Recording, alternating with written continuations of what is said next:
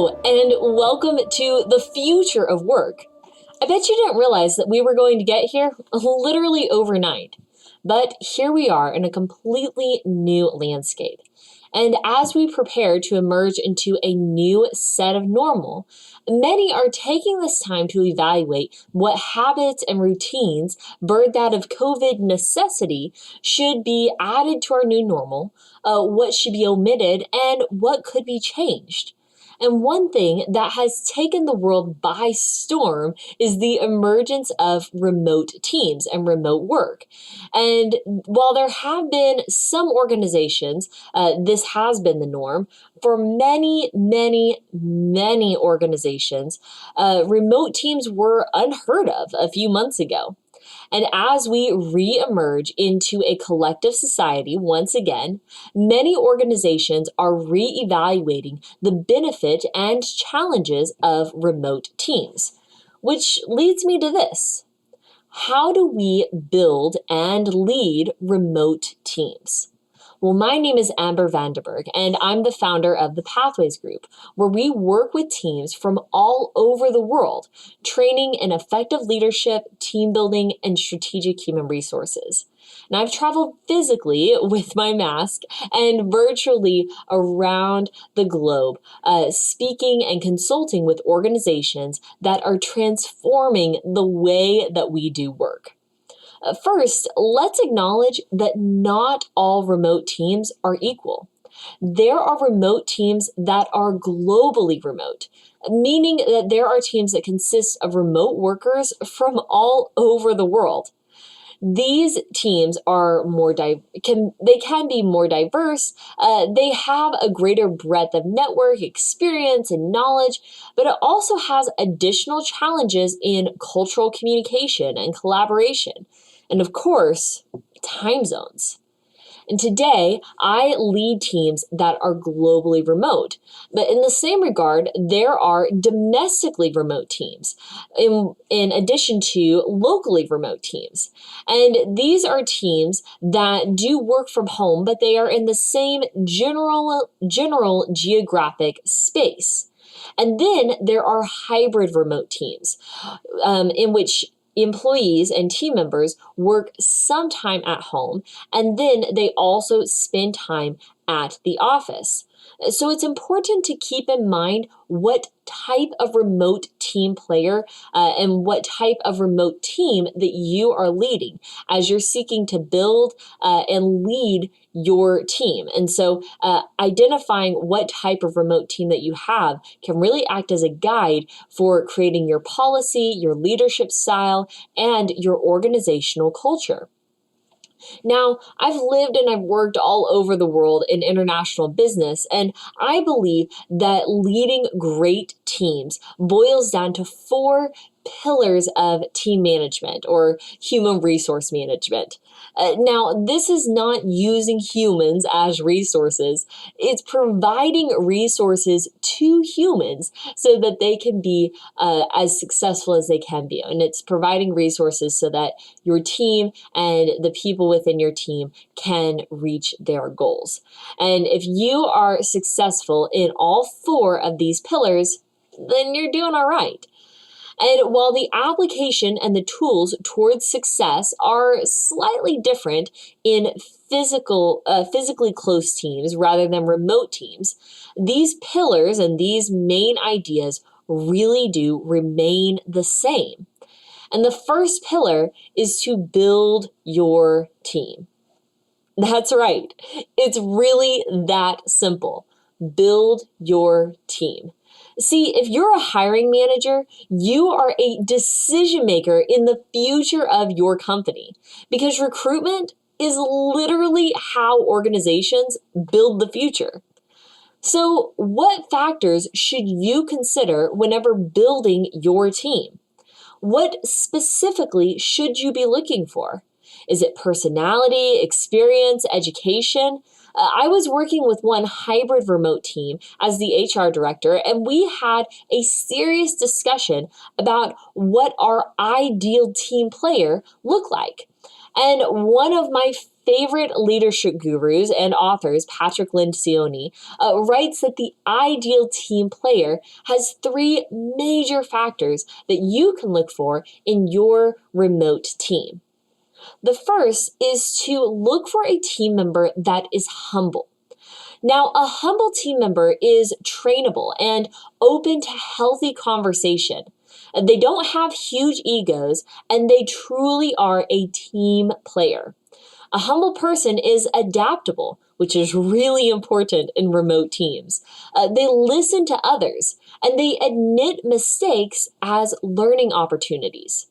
And in a remote team, the likelihood of mistakes due to miscommunication and cultural misunderstandings is massive. And so a humble team member must be able to acknowledge misunderstandings and be proactive in learning about other cultures, communication styles, and ways of work.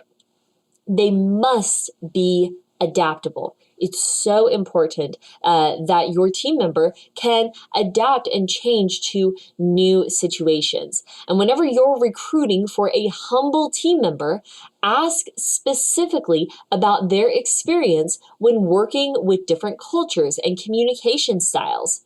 Ask about adapting to new landscapes and dynamics. And ask them about any misunderstandings or miscommunications and how they have or would have handled that situation. Remember, it's really important to recruit a team member that is humble. The next major factor of an ideal team member is someone who is hungry. Now, a hungry team member is always longing to improve and be better. They love to take on new opportunities, they have really good work ethic, and they have a drive to grow. Hungry people have an energy and a passion that is unmatched by some companies that have warm bodies filling the seats, right? So we want to have people that are hungry. And whenever you are recruiting a hungry team member, ask about something for which they have worked hard. Ask them how they spend their free time. Ask about their work ethic as a youngster. And these questions will help you to get an idea of the type of hunger that your applicant or potential team member may bring to your organization. Remember, much of remote work is self-driven. And in any team, trusting your team members to be good stewards of time and energy and resources is really important. But it is an absolute dire necessity in remote teams. You want to have confidence that your remote workers are hungry and self-driven and self-motivated. Emerging technology plays a critical role in remote work, and equipping your team members with continuing education and tools to thrive in remote workplaces is really critical. So ask your candidate or potential team member about their experience with continuing education and their openness to new technologies in particular. Assess current technological literacy and also forecast future technological learnings.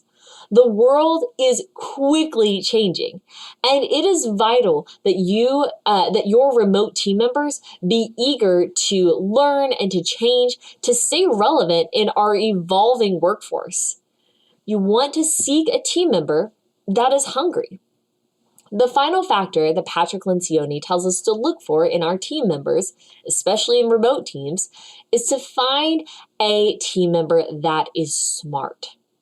Now, a smart team member is both technically smart and also is people smart. So they have a high EQ and a high IQ. A smart person is capable of doing the job. And when recruiting for a smart team member, ask about their personality. Ask about handling difficult colleagues. Ask about their ability and skills to do the specific job. And these questions will help you get an idea of the smartness that your candidate will possess for the job as a player in your organization.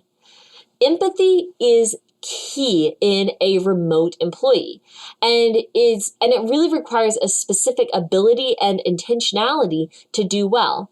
And oftentimes empathy is overlooked as a critical skill, especially in remote teams. A major pain point in many remote teams is a lack of personal connection. And a smart team member builds connections with others and seeks relationships. A smart team member is well equipped to do the job in ability and skill in IQ, but also has a tremendous high level of EQ and people skills as well. Also, remote players have to be adaptable to different cultures and schedules, and of course, if you're in a globally remote team, time zones. So ask about flexibility to schedule and if they can be smart in those different relationships. Remember, there are different skill sets that you use in a remote team, such as having to be very good at email and video conferencing and technology, whereas in a physical brick and mortar team, it might be a little bit different skills that you're looking for as well. So there is a difference, and so be very specific in knowing what the job is so that you can be very catered in the questions that you are asking to assess the smartness of your potential candidate. So seek a team player that has a high EQ and a high IQ, EQ being emotional intelligence. So an ideal team member doesn't possess just one or two, but actually possesses all three of these factors. And if any one of these factors are missing, then the idealness of the candidate begins to wane a little.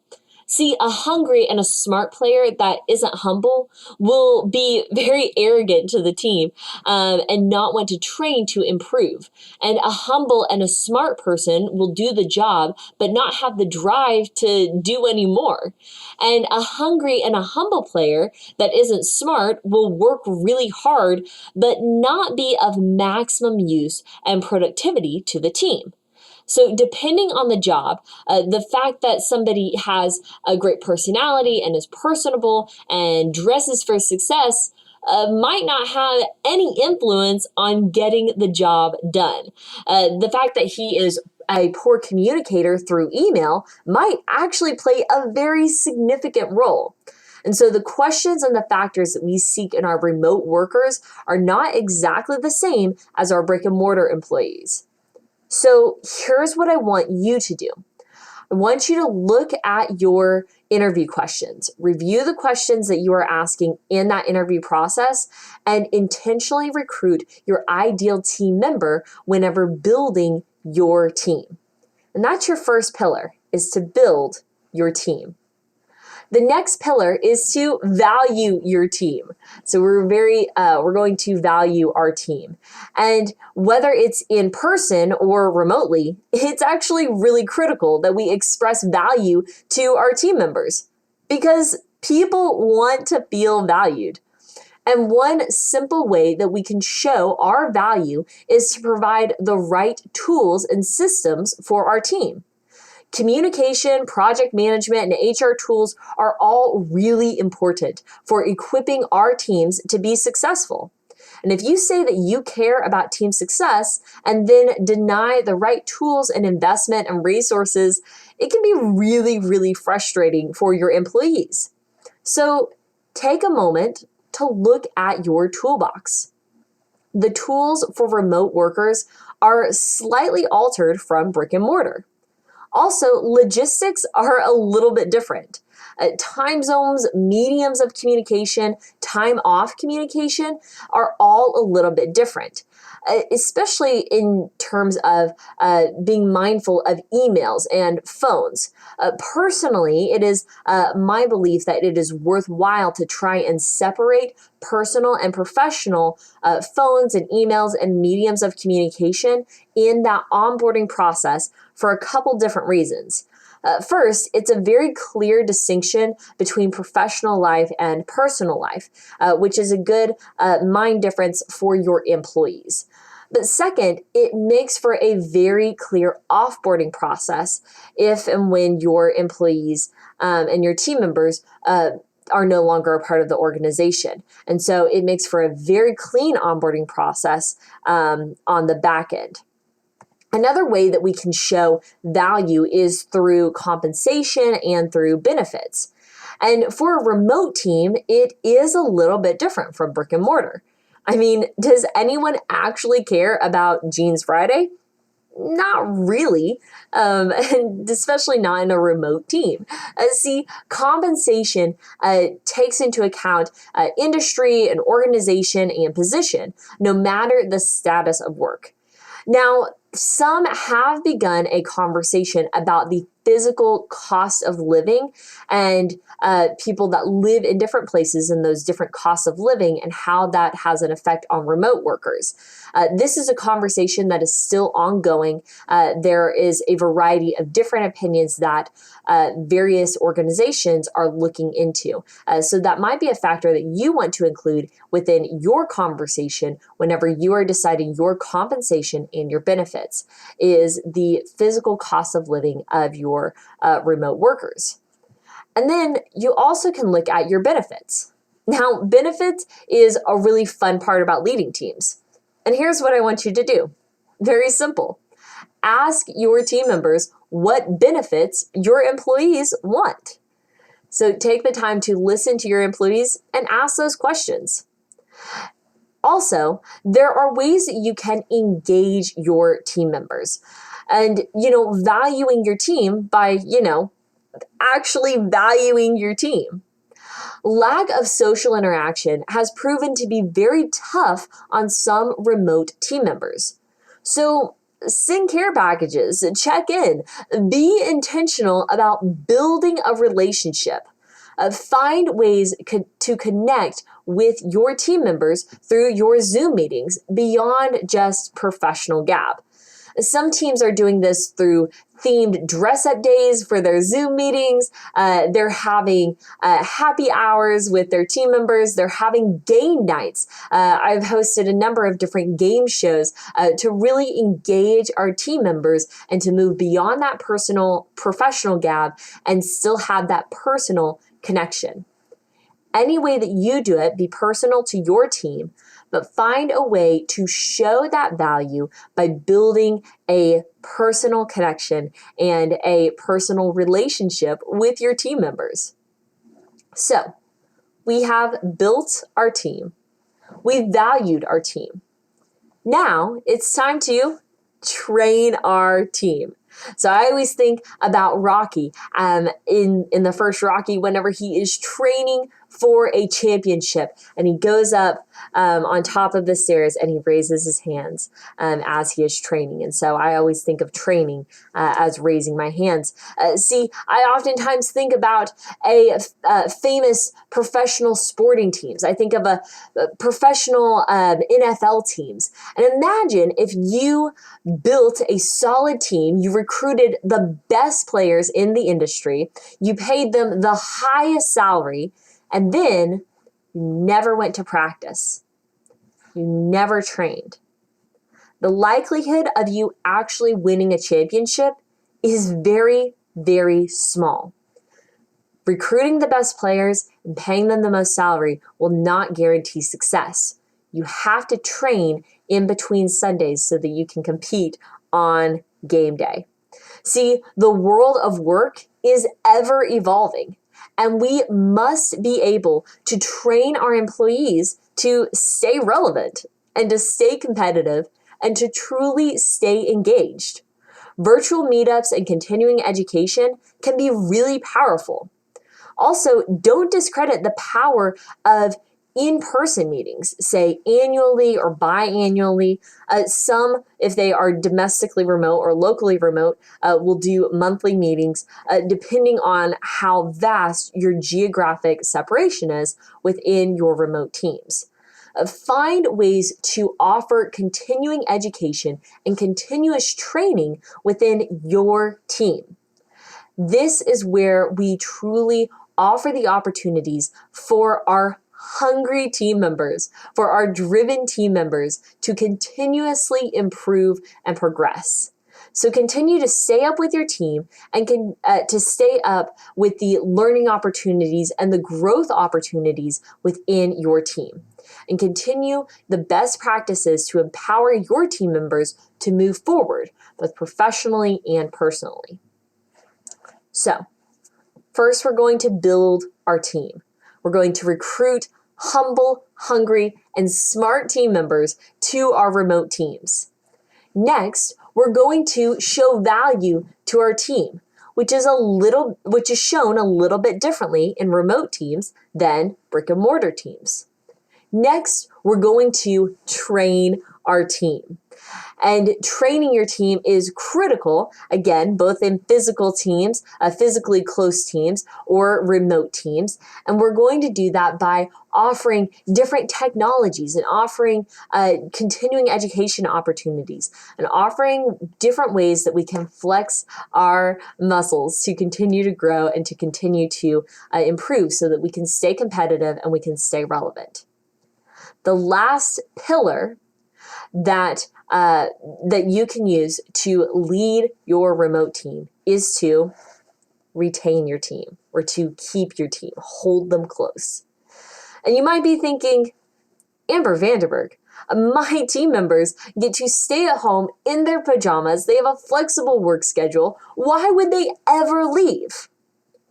Well, I hate to break it to you, but you're not the only team that offers remote work. It's so important in this time that we keep retention at the forefront of our conversation, especially in remote teams. See, retention in remote teams probably won't come from an over annoyance from the person down the hall or the person in the cube next to me that is talking loud on the phone and eating chips very loudly every day. It probably won't stem from that, but it might stem from a few other ways. Like in your recruiting process, relationships require a lot of communication.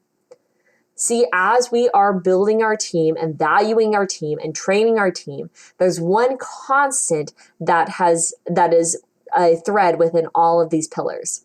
And that is building relationships, building quality, intentional relationships, and being intentional and having quality communication.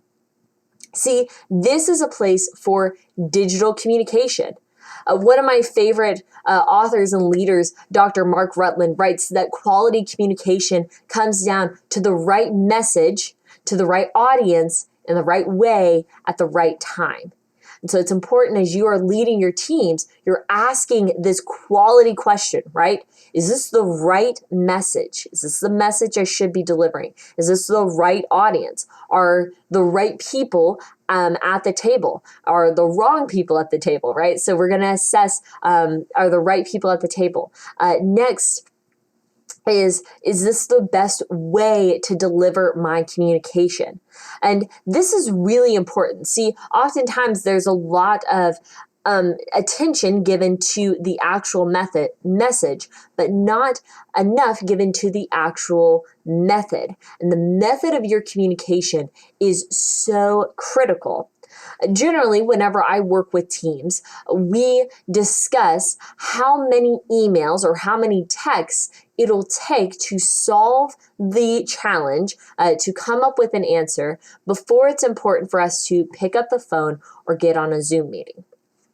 Generally, with most teams, it's about 5 to 7, so an average of 6. So an average of 6 emails going back and forth. If it's going to take 10 emails, if it's going to take 15 emails for us going back and forth to come up with a solution, then email probably isn't the best method of communication for us to use. We should probably go to a different form of communication. And this does a couple different things. First, it allows you to get answers quicker, which is something that we all would love to do, right? So being able to get those answers more efficiently. And so that is super important in itself. But even more so on the relationship side, whenever you are delivering a message and there is a span of time in between each message in the correspondence, there is a span of time for emotions to build.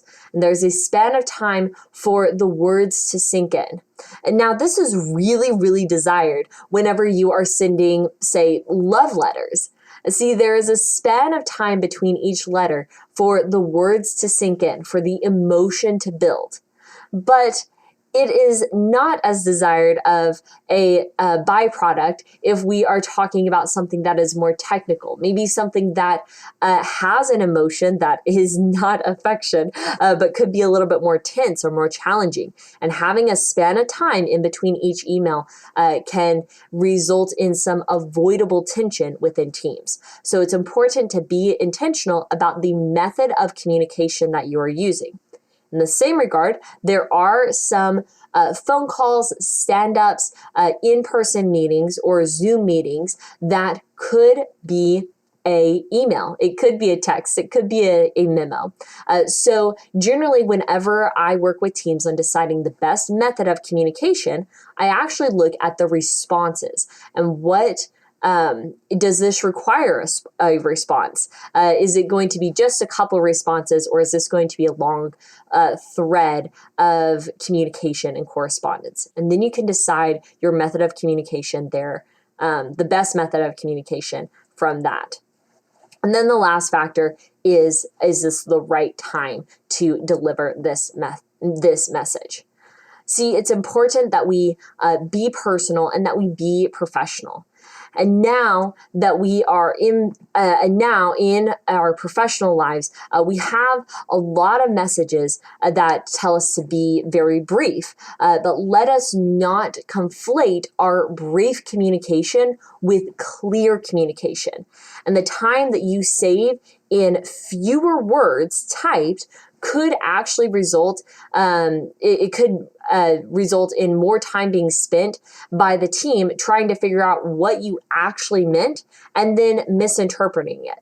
So it's really critical in those memos and in those texts and in those emails that we are very clear in our communication. So don't bombard your team with a lot of messages that are conflating that brief communication with clear communication. So we want to be very clear in the communication that we are bringing. Also, so that's one way that we can really keep our team is to provide clarity.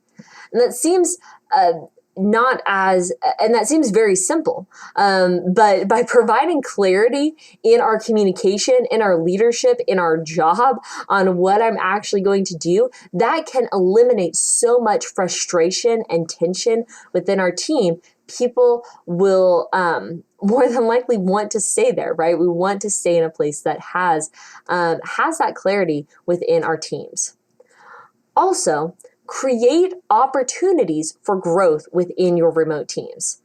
Now, see, whenever I am joining a remote team, whenever we have people that are joining remote teams, there still is that drive, especially if you are recruiting hungry people, a drive to move up in the ladder. So make sure to offer those continuous opportunities for growth. Yes, in the training, we're growing in our skill and in our talent, but in the retention efforts, offer opportunities for growth within the organization and within the company. Now, whenever I work with teams, we actually look for flexibility on a ladder scale, so moving vertically, but also moving horizontally as well. So if someone is not happy in their position, they have a lot of different options that they can go to throughout the organization to really be successful. And so so offer those opportunities for growth and offer some sort of a timeline expectation within your employees, for your employees that are wanting to move within the organization, that are wanting to grow within the organization, and that are truly wanting to bring success within your team. So, going to go through the 4 pillars. 1, more time. And see, these pillars are so important. It reminds me of one time I was actually working with a team in India. I was actually a football coach or a soccer coach for Paris Saint-Germain or PSG academies in Bangalore, India. And I recall one time I was coaching a very young team, and a young lad ran out onto the field. He was about 6 years old, and it was his first day of football. And so he came running out onto the field and he began yelling, "Pass, pass, pass!" And I noticed that he was yelling pass even whenever the other team had the ball. And he was yelling pass when he was miles away from the action. And he was yelling pass even whenever he had the ball. And so he was running with the ball, yelling, "Pass, pass, pass!" And so I asked him, I said, "Why are you yelling pass?"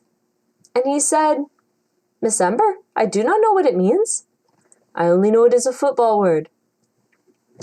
And sometimes I hear organizations, I can hear leaders sound a little bit like my young soccer player friend, yelling, "Build your team, recruitment, collaboration, compensation, retention, innovation," yelling all of these words because we know that they are really good words that can lead to big goals.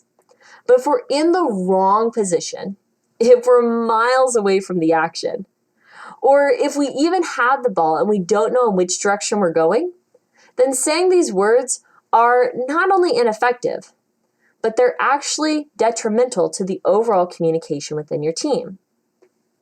But if we take the time to build our team very intentionally by finding team members that are humble and are hungry and are smart, if we take the time to value our team, being very catered to the value and intentional value that we can bring to our remote team members in a creative and personal way, if we take the time to train our team in new best practices and new growth opportunities in talent and in skills so we can stay competitive and we can stay relevant, and if we are intentional to retain our team and to keep our team by providing a more efficient and a more effective and a more enjoyable workplace, then we'll be in a position to yell pass, to receive the ball, to move forward, and to score really big goals. Welcome to the future of work. Let's go score some goals today.